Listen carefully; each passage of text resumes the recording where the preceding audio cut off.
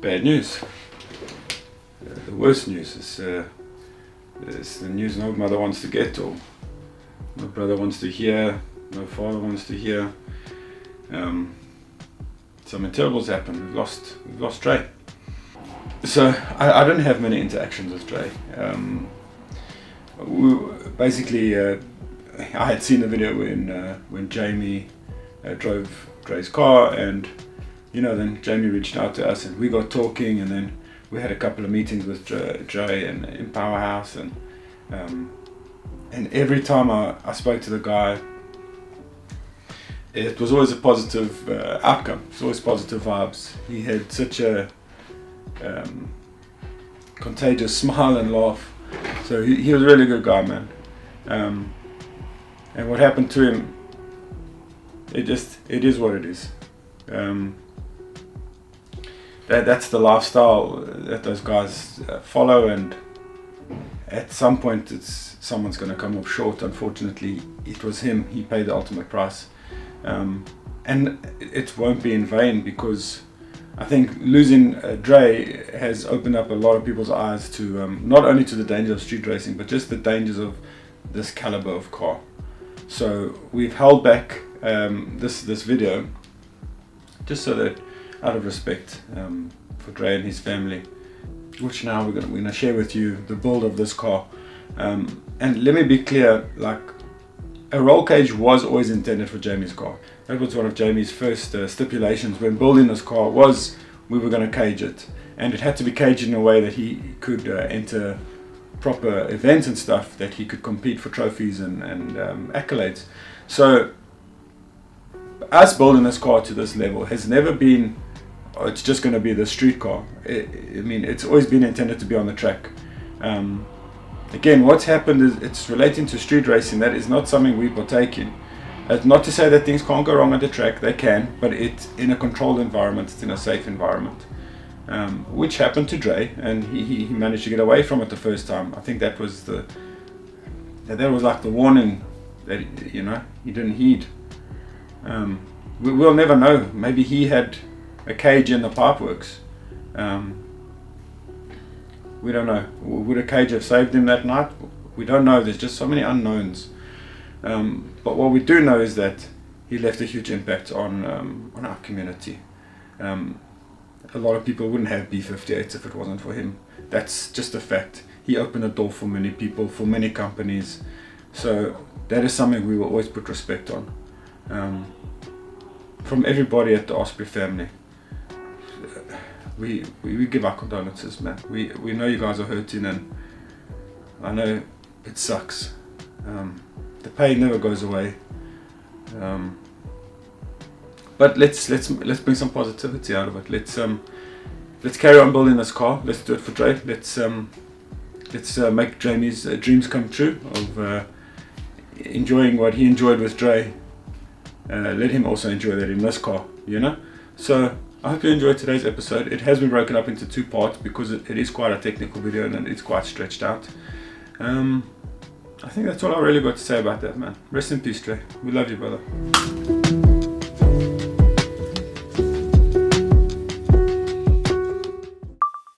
Action.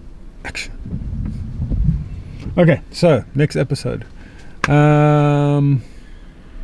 We've pretty much stripped the car down to a rolling shell. And now it's time where we get some other companies involved.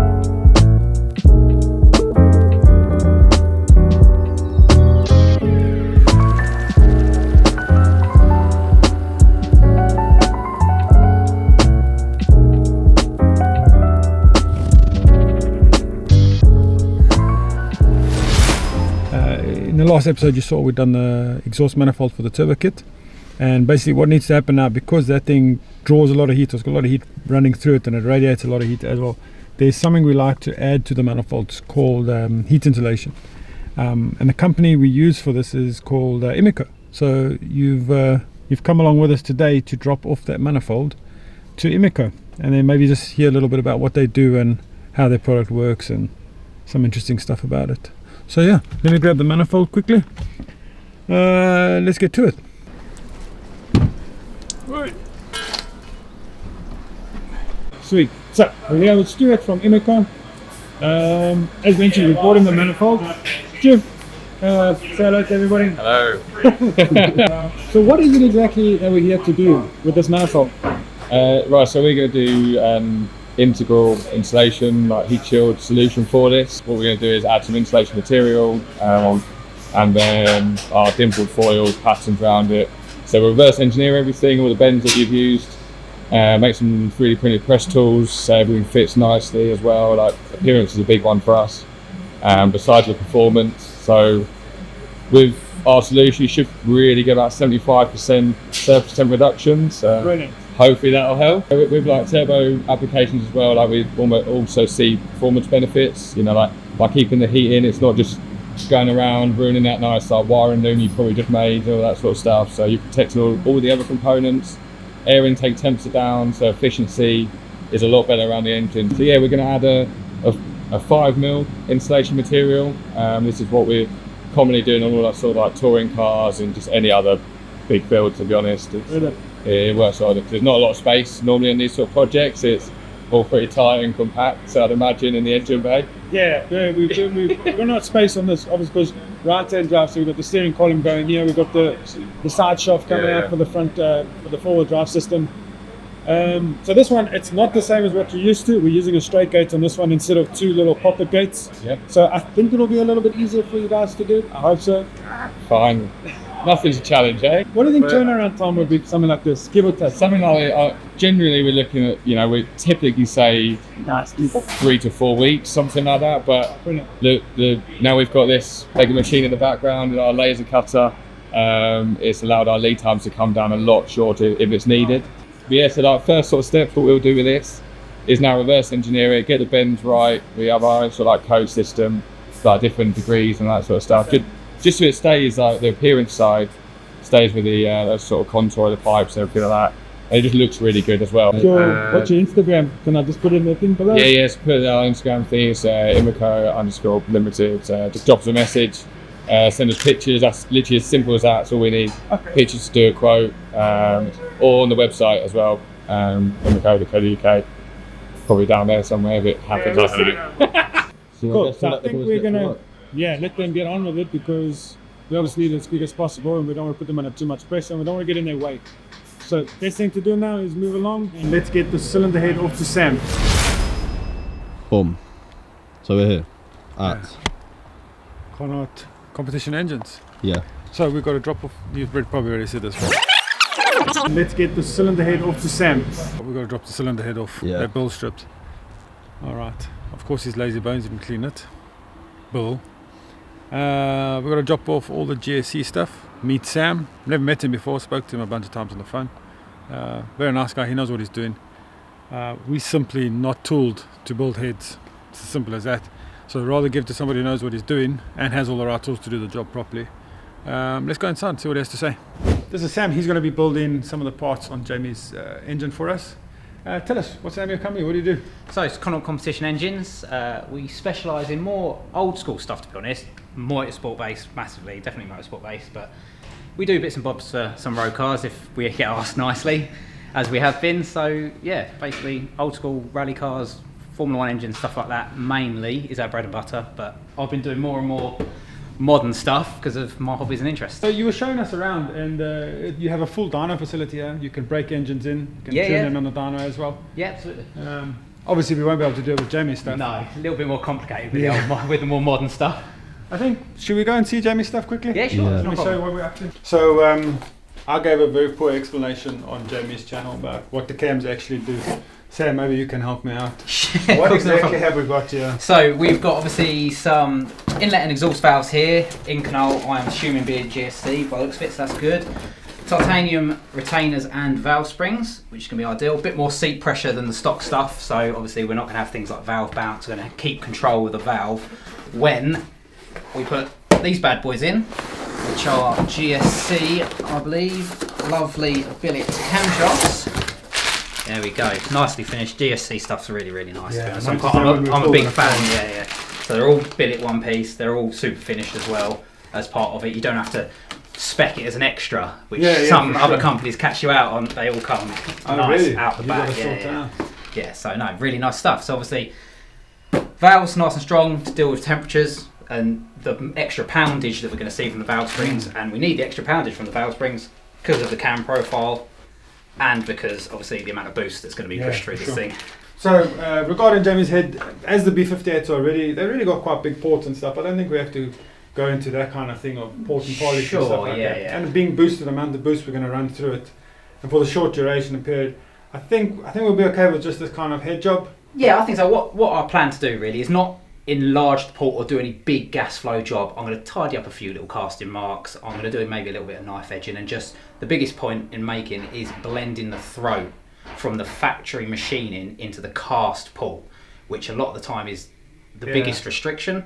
So not going all, making it super shiny, making it super, making everything massive, because you can actually end up losing out from that.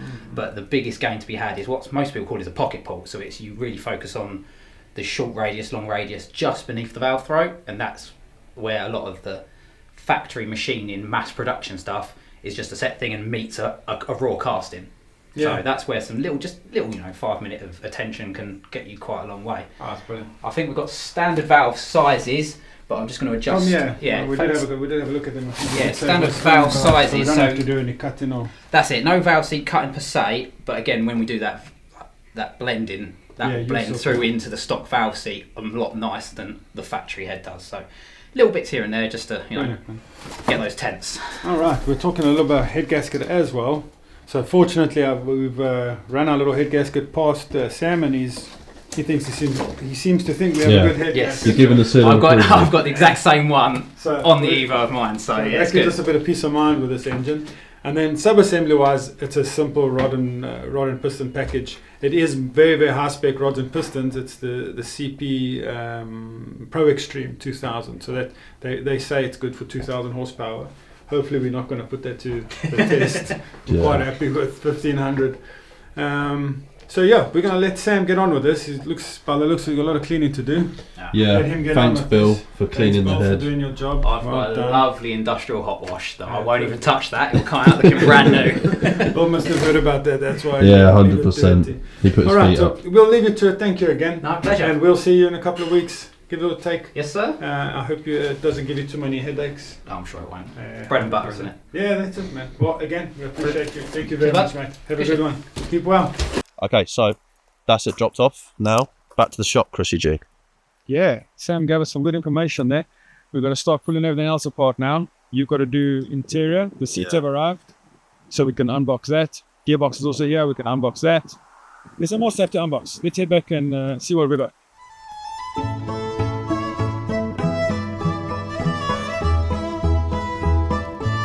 So, big shout out to Tillit, as always. They sponsored Jamie. We actually don't have... Where's all our Tillits? There's one back there. There's also one... there's one in the race van and one in the Supra and the other one in the RS3. Okay, so fantastic seat, full carbon fiber. And I believe these ones have been customized for Jamie. Same as his Porsche has. I think these are the B6 or B8s? B10s. Okay, so this is the new stuff. The factory seat is about 33 kilos on its own. These seats, on the other hand, oh wow. Damn. As you can see, is a lot lighter than 30 kilos. So the ones we use in our race car, I think that seat was, I want to say 3.5 or 4 kilos with the pads. Wow, this is the real stuff, man. Look how good this looks. These padding's much better, eh? That's mad. Let me have a feel. Ooh. Yeah, it feels nice. Jamie's gonna fart in there. 100%. We've actually been lucky enough to score sponsorship from Zestec, and what this is, this basically allows us all the steering wheel controls from an OEM steering wheel. The Zestec system will now take over that, and not only that, but we can also program this for what we want these buttons to do on the CAN bus system. So I haven't played around with it yet, but from what I've read and figured out, we can actually run Jamie's nitrous and his anti-lag and everything's through this, and it's still detachable, so you can take the wheel off and out the car when it's not in use. This is a sick piece of kit. You guys should definitely check them out. Yeah, it's a nice bit of kit, to be fair. Yeah, so once I start coding this and programming it, we'll go into a deeper dive on that. But as it stands now, yeah, cool little piece of kit for Jamie's car. So Louis needs to install the hub on this. There's a microchip and everything that needs to be installed, and some wiring that needs to be done, just to make sure everything talks together.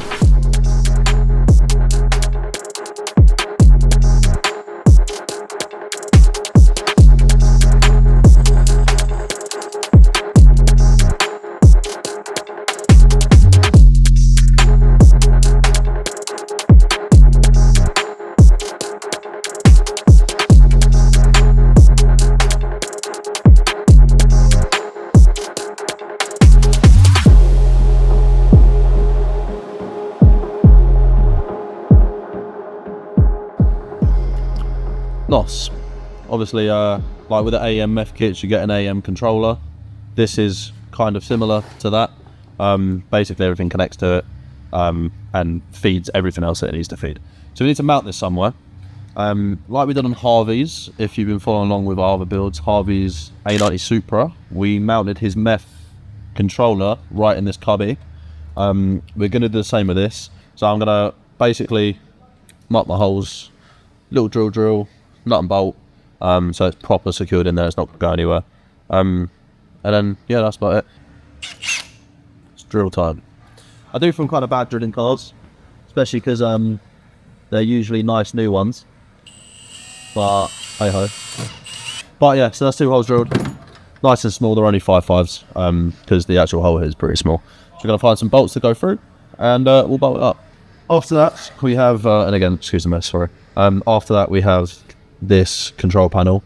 Obviously, all these buttons are for other stuff. So there's like rear-wheel drive mode. The one will be like fuel pumps. One will be water pump and stuff for the ice box. Here is the main NOS LED display screen, and we have we have a little death button to add. So this is going to be the NOS button. T-Bone's back on job. You know, doing the most secure line fixings you've ever seen in your life. Yeah. Okay. PSA, this is just to test. It's just to keep them together, so we know we're getting the same length on both. Yeah. Turns out this whole car's just going to be zip tied together. Yeah, it's alright. It's only doing like hopefully 170 mile an hour. So what are you doing, Tom? Give us a little explanation. These are fuel lines. No, I'm joking. These are the ice tank water lines. So obviously nice and thick. I think they're AN12. What's this called, this thing? Bulkhead. Bulkhead fitting. Yeah. So basically allows us to take in anything from inside the car to outside the car. And normally people would just like cut a hole and then put like some rubber lining around it, which is not very good. So this creates a nice like port for us to use to transfer fluids from inside the car to outside the car. Today we're going to get the ice system finished. Let's you can pull the tank out, mark the lid where the lid's going to go. We've got to insulate it as well. Like we've got insulation, yeah. Let's weld it up, put the lid on. I don't know if we're going to paint it, I don't think so. No. Let's insulate it and then have it fitted. And then what we can do is then the pump, because the silicone hoses arrived now. Cool. So then we can plumb the silicone hoses to this side to the other side of this bulkhead. So the pump's going inside the... Pump's going to go inside because you want to hear it. Yeah. So it doesn't help just to have the LED lighting up. I mean, if you can hear the pump, then I think it's just better. We want him to be able to hear the pumps, to hear everything that's going on around him, because then the more familiar he becomes with the car, like the more in tune he is with the car, so he'll know if there's a change, he'll be like, there's a noise missing, you know what I'm saying? Whereas if we just hide the pump under here, he'll never know if the pump's on or off, and then we could have problems.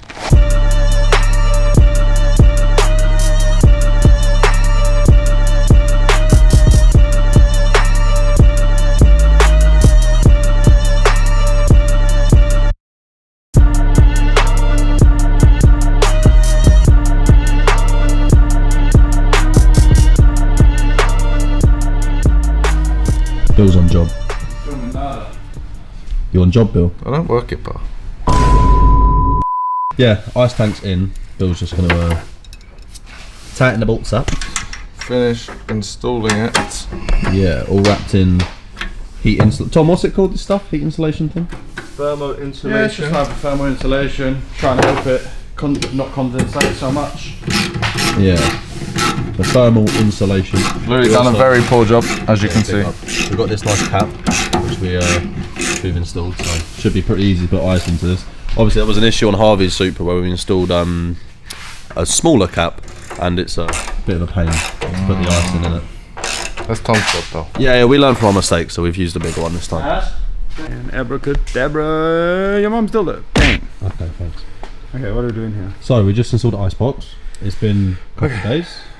We're doing a little update. Okay, so finishing. Sorry for all the what are those epileptic kids. If the light sets you off, my bad. Okay, so ice tank system is completed. It's got a nice, I don't even know how many liters it is, we haven't measured yet, but at least it is complete now. We've relocated our surge tank, and then these two lines, this is the feed line that's going to be feeding the engine or the fuel rails. This line is our fill from the main tank, which is, if you have a look down over there, you'll see there's two hoses coming, there's two hoses over there. So one of them is basically leading to the surge tank, the other one is a return line from the regulator. And then we still got a bulkhead that we need to fit, or we have to manufacture and fit. And yeah, let me show you underneath so it makes a bit more sense about the surge system and surge tank system and the water pump. Just to point out, all the lines, they do all come out here, which you'll see. Everything's gone through all these nice bulkhead fittings which we showed you a minute ago. Now you can actually see them all in action. And you'll see that underneath the car. Now we lift it up. Starting with the fuel system, as you can see, we've removed all remnants of the old fuel system. Literally the only thing that's a part of the old fuel system now is the fuel tank and the filler cap. Line that you saw coming from the tank, this is our feed line. So as you can see, it's in some of the original factory clips. Goes up over the subframe into more factory clips, and then wherever there wasn't a factory clip, we used P-clips. So this just ensures that our fuel line doesn't flap about and we have fuel leaks or anything like that. So that goes through the bulkhead to the surge tank. Surge tank obviously has two pumps in it. Those two pumps really send the juice forward.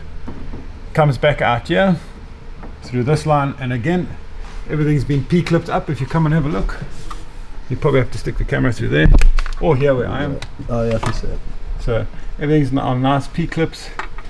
Everything's around in the factory clips, comes down and joins this here. And then we just put these, we just like to keep that just so it doesn't rub on anything. Anytime it gets close to something metal, we'll just put something like that there and cable tie.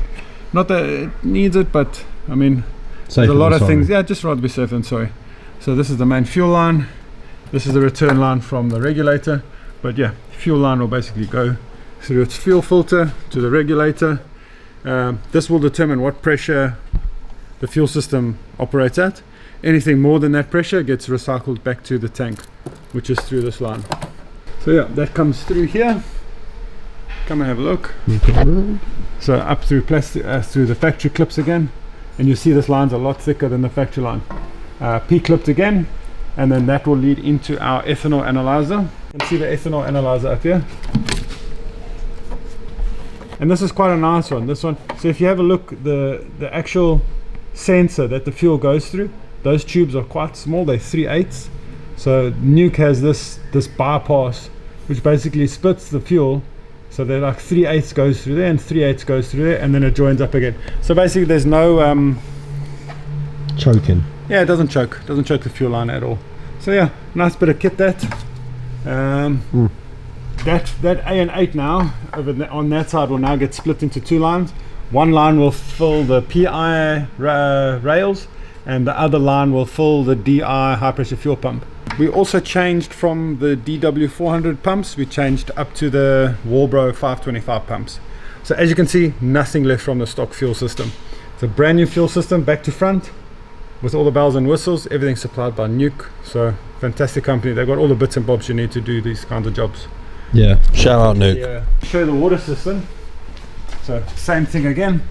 Through the bulkhead, you saw the pump on the other side, all nicely fixed to the bodywork. This grey here it's literally primer because the guys drilled through something steel, so they'll primer it, and then again secured properly. All of these cable ties will get cleaned up, P-clipped as well to the bodywork, or if not P-clipped, then it's got these nice spaces. This stops them just from rubbing against each other all the time. And then we've done these couplers over here, so these are factory. This plastic over here is a factory piece. I wonder if I can get it out with one hand.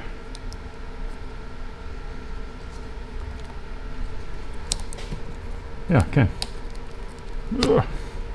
So there we go. These are the couplers that we made.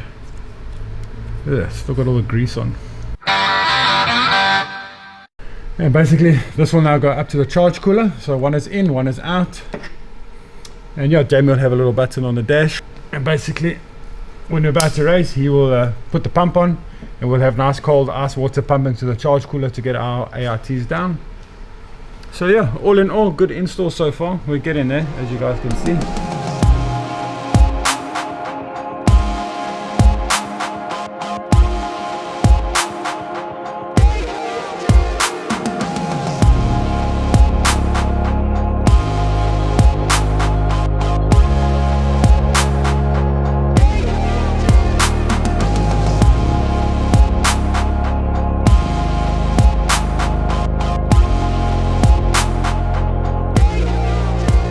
Tom gave me this jacket because it's so cold. Now I look like a traffic cone.